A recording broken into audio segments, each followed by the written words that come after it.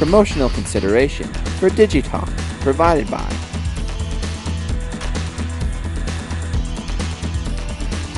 Swag at 67 High Street in Danvers.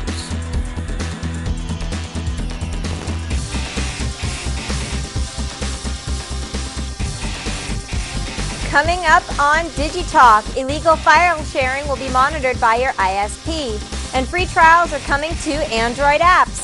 Later in the show, we'll have Josh's Technical Vision feature and my App of the Month. So stick around. This is DigiTalk.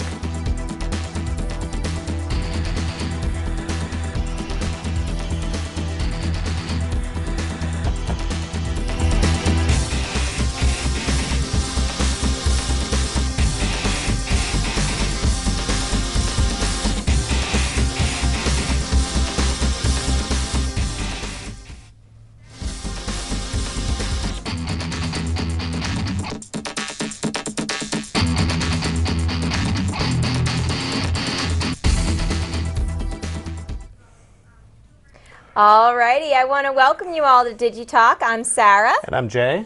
Hope you guys are having a good night. It's kind of rainy, but it's still kind of really, sun's supposed to come out tomorrow. It better, I'm telling you. All right. Well, I know that the iPhone 5 has come out recently. It has, yes. You know, some of you might have it already, which is awesome. Unfortunately, I've been talking about it for a while, but of course, I'm not eligible for an upgrade yet. But eventually, I have the upgrade available, so I'm kind of torn. Do it, and I'll steal yours. Do I stay with the 4S for a little while longer, or I know I have the 4S right now, and I love it, but at the same time, you know, I just kind of want the newest one. Yeah, I hear you. You know? Well, cool. Anyway, there are a few ways to contact us. You can find us on Facebook at facebook.com/DigitalkShow, or follow us on Twitter at twitter.com/DigitalkShow, or email us at digitalk@jbdavisproductions.net. And you can call us here live tonight at 978-777-2720. So now is the time where we update you on what's up in the tech world recently. We have the news up first with 4 topics to run through this week. So let's get right into it. It's time for the news.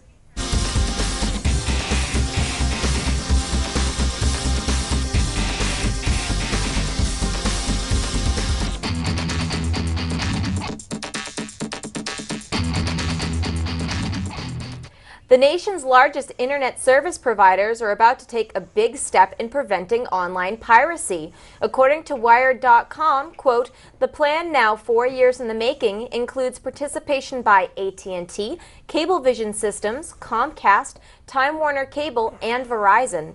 After 4 offenses, the historic plan calls for these residential internet providers to initiate so-called mitigation measures. That might include reducing internet speeds and redirecting a subscriber's service to an educational landing page about infringement, end quote. This plan comes after other anti-piracy bills like SOPA, the Stop Online Piracy Act, and PIPA, the Protect Intellectual Property Act, have come under fire. When asked what impact the failing bills had on the new program, Gigi Sohan, president of the digital rights group Public Knowledge, said, quote, SOPA and PIPA definitely had an impact. There was some concern if they moved too quickly, public opinion would be so raw. This would be caught in a whirlwind of bad PR, end quote. However, this new plan is not aimed at internet filtering. The purpose is supposedly meant to educate violators. According to Sohan, quote, on the first offense, internet subscribers will receive an email alert from their ISP saying the account may have been misused for online content theft. On the second offense, the alert will contain an educational message about the legalities of online file sharing. On the third and fourth infractions, the subscriber will likely receive a pop-up notice asking the subscriber to acknowledge receipt of the alert. After 4 alerts, according to the program, mitigation measures may commence. They include temporary reductions of internet speeds, redirection to a landing page until the subscriber contacts the ISP to discuss the matter, or reviews and responds to some educational information about copyright or other measures that the ISP may deem necessary to help resolve the matter, end quote. The program is worded better than other bills like it, and it will be interesting to see what happens once it gets mainstream attention. Now, that's crazy to me. Like, yeah, I mean, it seems like a good idea. It's a really good idea in theory, but I mean, you know, piracy is definitely a bad thing. But oh, absolutely. What's to say that I go on YouTube, watch a video, and my ISP says that's copyright infringement, and they're going to throttle my internet speeds? Well, I think it's all downloads. So, like, if you went online and downloaded, you know, the first season of whatever, and Sure. you know, and you weren't, if you didn't pay for it, right? That's, you know, something that they would monitor. They'd probably monitor systems like LimeWire and stuff like that. Right, you know, file sharing sites, right? Which is, I mean, crazy because it'll shut down those businesses because no one will use them anymore. Right, so exactly. I don't know. Let's see. And automobile dealers, such as the Massachusetts State Automobile Dealers Association, are bringing up old laws to try and stop the new Tesla Model S from being sold. Normally, if we want a new car, we go to a dealership, but the way that the Tesla is sold is that you go to a Tesla store and learn about the car. If you decide to buy one, you order it online. The old laws that are being dug up have to do with automakers selling the cars to consumers. The laws are meant to keep independent dealerships alive. In this new business model, after the sales pitch, you are directed to a computer to make a deposit and place your order. Damon Laverick of Wired.com asked, quote, "So where's the line between selling a car and simply educating potential buyers?" He goes on to say that, quote, "No one can really say because it isn't well defined, and that's got dealer organizations in a huff," end quote. The car is one of the first electric cars on the market, and according to a company's spokesperson, quote, "By March 1st of next year, more than 90% of all current Model S reservation holders in North America will be within 100 miles of a Tesla service center, and more than 80% will be within 50 miles, end quote. Tesla says they are in compliance with all local laws. The producers of the show maintain that it will take a lot of time to scrape through all of those local laws and to make sure that they really are in compliance. Wow. Yeah, it seems a weird way to buy a car. I mean, it is. I feel like, you know, you want to go out, you want to take the test drive, you want to like touch it. You know what I mean? Right. I mean, it's an expensive purchase. Educating mean? Did they just tell you about the car? They show you a PowerPoint on the car, and then you go, I want that. Yep. Make a deposit, and seems I mean, silly. it's a good idea, but you know, it's always one of those things where I would want a whole lot of cars, and one of the most satisfying things is putting down that down payment and driving it home. Go home, right? Exactly. Yep. Alrighty. Well, another lawsuit against Facebook is coming to a close. Facebook is going to have to pay each user of the Sponsored Stories program a whopping $10 each. Wired.com writer David Kravitz reports that, quote, "Sponsored Stories basically turns the act of pressing the Facebook like button into a potential commercial endorsement. If a Facebook user clicks the like button for a product or service with a Facebook page, that user's profile picture and name may be automatically used in advertisements for that product or service that appears on their friends' Facebook pages. Facebook also reserves the right to show such ads on sites other than Facebook," end quote. According to the suit, Facebook failed to properly inform their users about the Sponsored Stories feature. However, Facebook maintains that it has done nothing wrong and all of the lawsuit's issues are clearly spelled out in the terms of service. But what most critics of this lawsuit are contending is that it does nothing for the people. Kravitz reports that, quote, "While the deal offers little future protection to Facebook users, about a dozen privacy groups and universities stand to reap millions under the accord if Facebook users and the class action attorneys don't exhaust the $20 million pot," end quote. A hearing is set for October 25th. I mean, that's crazy. Yeah, so the way I understand it, if I were to click on an ad, they could use my picture for that? So if I was looking it up, it would say your picture, and it would say Jay endorses this page. Right. But the thing that's crazy is that it could use, you know, not even just your profile picture. Under my understanding, it could use any of your pictures from all of the pictures you have online and then use it on other sites. Right. You pretty much then you are endorsing that product instead of that company pretty much paying you to endorse that product. Yeah. Your picture becomes their property, and you know you doing that's the endorsement for their product. So that's not really right. I mean, And without paying me for without paying you for your likeness or your opinion or anything like that. So that's an issue. Yep. And have you ever wanted to try an Android app but didn't want to pay the money beforehand? Now you can. Google is letting app developers create a week-long free trial for apps that they create. Google has released a statement saying, quote, "To take advantage of a free trial, a user must purchase the full subscription through the standard in-app billing flow, provide a valid form of payment to use for billing, and completing the normal purchase transaction. However, the user is not charged any money since the initial period corresponds to the free trial. Instead, Google records a transaction of $0 and the subscription is marked as purchase for the duration of the trial period or until cancellation. When the transaction is complete, Google notifies users by email that they have purchased a subscription that includes a free trial period and that the initial charge was $0, end quote. App developers have started to take advantage of the monthly and annual subscription models launched back in May of this year. That's really interesting. Yeah, I mean, I would just like to see a free trial, no credit card information. I know. I think that's a little bit. I think, you know, and then I'll buy it, you know? Yeah, right? I think a better, model for that, I mean, they also have, like, those free games you can get. That's only, like, the first couple levels, so you can, like, try it out, and if you like it, buy it. Right. And I think it really should work that way versus handing over your credit card information, and then at the end of the month, they go, would you like to continue using this app? Right. Here, and then you put your credit card information. Exactly. Instead of, like, doing the red box thing that if you have your movie for 20 days, it becomes you. Right. So. And coming up after the break, we have a feature from Josh Davis called Technical Vision, a look at visionary fictional gadgets becoming reality, and Sarah's app of the month coming up later in the show, TripAdvisor. So you don't want to miss it. This is DigiTalk.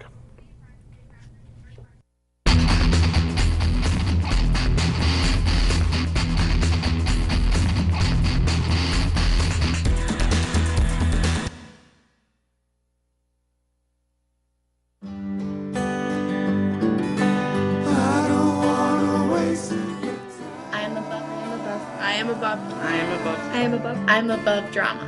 I am above discrimination. I am above self-consciousness. I am above intolerance. I am above disrespect. I am above cyberbullying. I am above peer pressure. I am above violence. I am above gossip. I am above prejudice. I am above racism. I am above rumors. I am above teasing. I am above excluding others. I am above insult.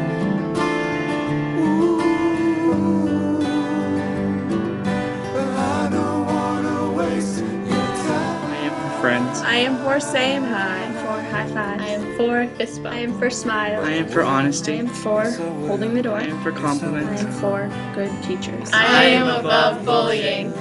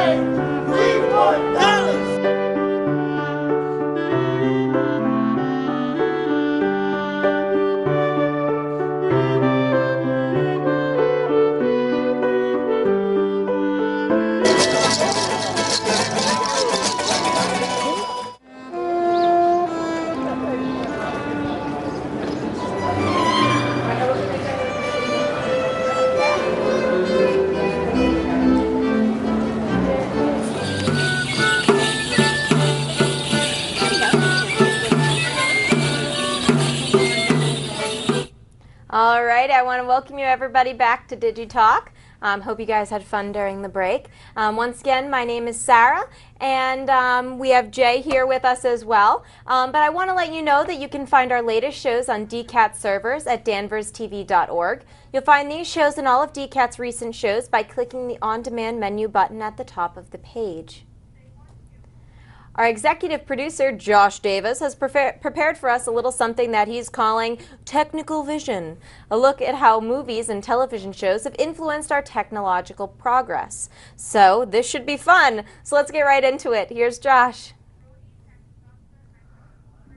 Hi, I'm Josh Davis. This is segment called Technical Vision. The purpose of this is to just go over how science fiction influenced and still does influence our reality. So what was fiction may eventually become reality. For example, hoverboards were exemplified in Back to the Future, and actually hover technology was brought about in Captain America, the movie that was just released about a year ago or two.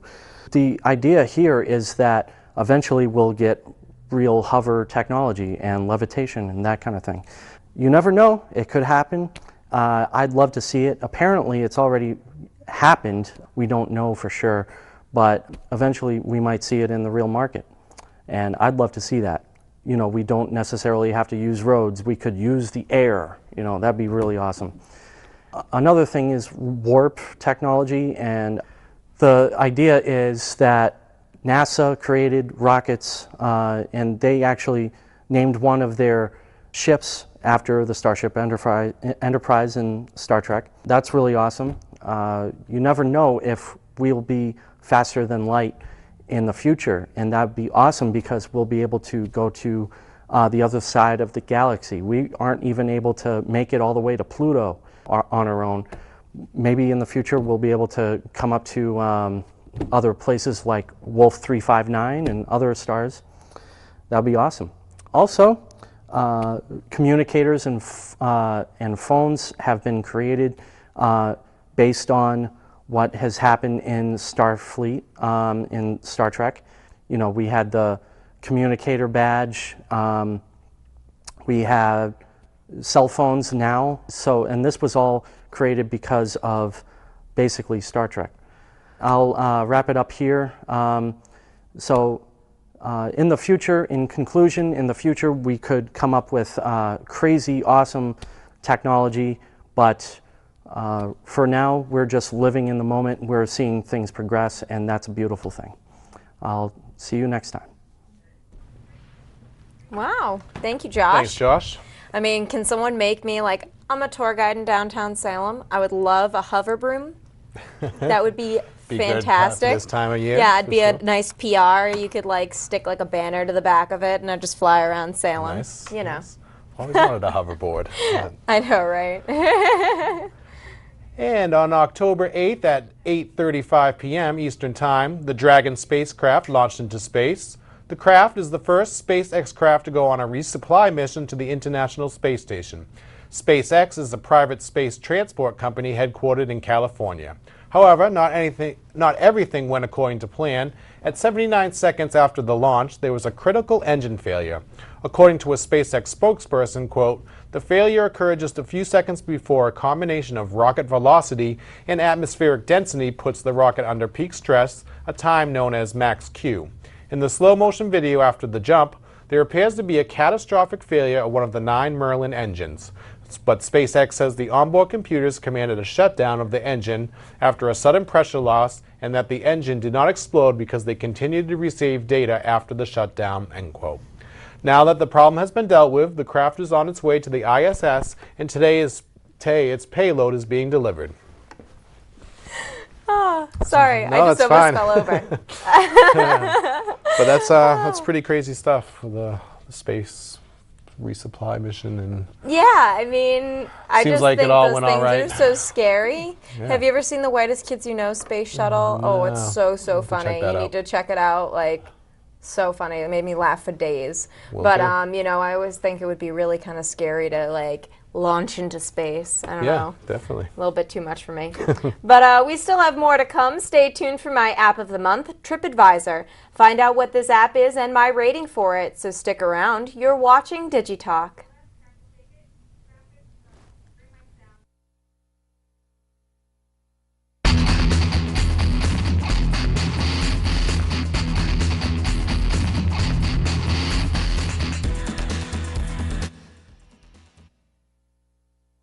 Diabetes has been called a silent epidemic. It's time we call it out for exactly what it is. Very serious disease that has to be stopped. This is Brett Michaels. Join us.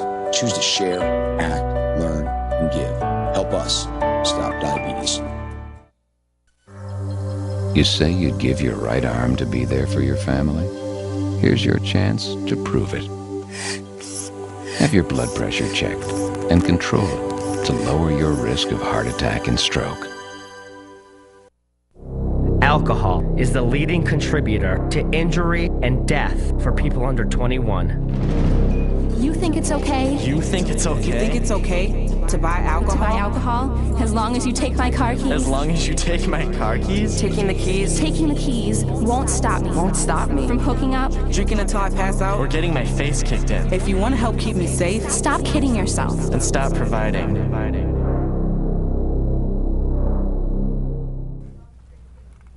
All right, I want to welcome everybody back to DigiTalk. Hope you guys are having fun. I also want to let you know that if you have any questions, comments, off-the-wall remarks about the show, email the show.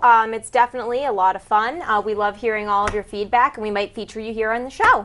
But before we get into my app of the month, I want to let you know that you can help out on the show by becoming a member of DCAT and taking a couple of production classes if you live in Danvers. Just come to DCAT and let us know, or you can email us at digitalk@jbdavisproductions.net. This is a great opportunity for those that wish to get into the news business, or for those who just want a taste of what it would be like to be part of a fast-paced show. Come join our crew and be part of the fun.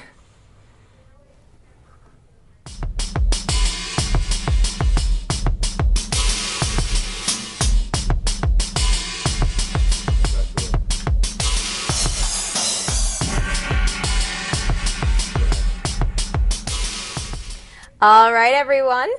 So this is my app of the month. It is TripAdvisor. If you don't know what TripAdvisor is, it's actually a website, and it kind of records and logs.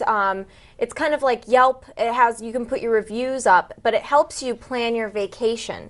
So if it has many different locations, and the website is actually what the app is for. The app accesses the website, so you can go in, and even if you're in some place where you don't know, you can go and you can type the name of wherever you are location-wise in. It also has a location tracker, so you can do that as well. But what it does is it ranks all of the restaurants in the area around you, shopping, tourist attractions, and even like outdoor walking tours. And it rates it all from the ones that have the best reviews to the ones that have the least best reviews. So you just can go through. I'm really hungry. I don't know where I'm at. I'm in Boston. You just pull it up, and it'll say, it'll pull up your exact location and tell you the best restaurants around you based on customer reviews. So it's actually really interesting. I was kind of opened my eyes to this when I became a tour guide in downtown Salem, and that's how we got all of the reviews for our tour company. And I check it like daily. It's so cool, and I love to see other people's opinions, and I post on it as well. So it's a lot of fun. So my ranking for this app is a 9 on the Dank meter. So it's definitely a really cool app. Even if you don't vacation a lot, it's kind of good to just even learn about the place you live in. So it's free as well. So there you go. Really, it's a lot of fun. But sounds like a cool app. I know you don't give 9s out lightly. So yeah, you know me. But no, I really do like that app. It's something that I was like, oh wait, we don't know where to eat. And I pull it out, and we've taken people's remarks from it, and it's really neat. So you use it at work? Well, I use it at work to see, just the reviews from, of course, customers, because people say one thing, to your face because, they're being nice. But then if it corroborates with what they put online, because you can attach anonymous next to your name, it's a little bit more true. Sure. And it's good to, kind of see that, and especially because it's good to do that even if you're going on vacation. Like, is it worth my time or my money to go to this tourist attraction? I wish I had something like that on my last trip. You should have. And now you will. I will. Download it tonight. All right. Well, I want to thank everybody for joining us tonight. We had a really good time. And of course, I think one of the coolest things that kind of stood out with our news topics this week is, you know, the piracy thing. That's something that's been in, you know, the media for a really long time. Right. And I actually have someone that I know, I'm not going to name names, but that was, you know, pirating stuff online, and they actually got a written letter from Comcast telling them to knock it off. I've heard Comcast doing Yeah, that they with do. people, They do so- monitor what you do on the internet, even though you think, you know, I'm behind a computer, nobody can see me. Right. But you know, they do monitor do. those things, and whether or not they actually, you know, act upon it is really kind of what it comes down to. Yeah. But you know, Comcast will shut off your service if you pirate too much Yeah, stuff. It's good to see So, some measurements in place. you know, which is really nice. Yep. But, you know, if you like our show and you definitely want to talk about different things, or if we didn't cover a topic that you want to talk about, email us and we'll talk about it next time. But just to end everything up, there are a few ways to contact us. You can find us on Facebook at facebook.com/DigitalkShow, or follow us on Twitter at twitter.com/DigitalkShow, or email us at digitalk@jpdavisproductions.net. Stay tuned to DCAT for the Mass Factor coming up at 8 o'clock. From all of us here at DigiTalk, thanks for watching, and we'll see you again in 2 weeks.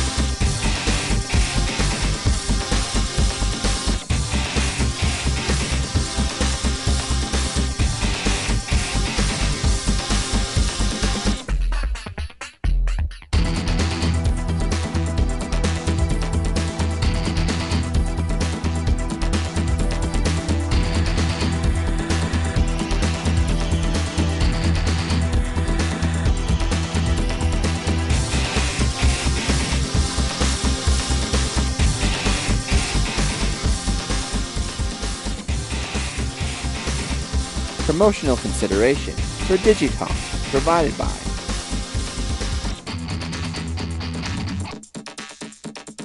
Swag at 67 High Street in Danville.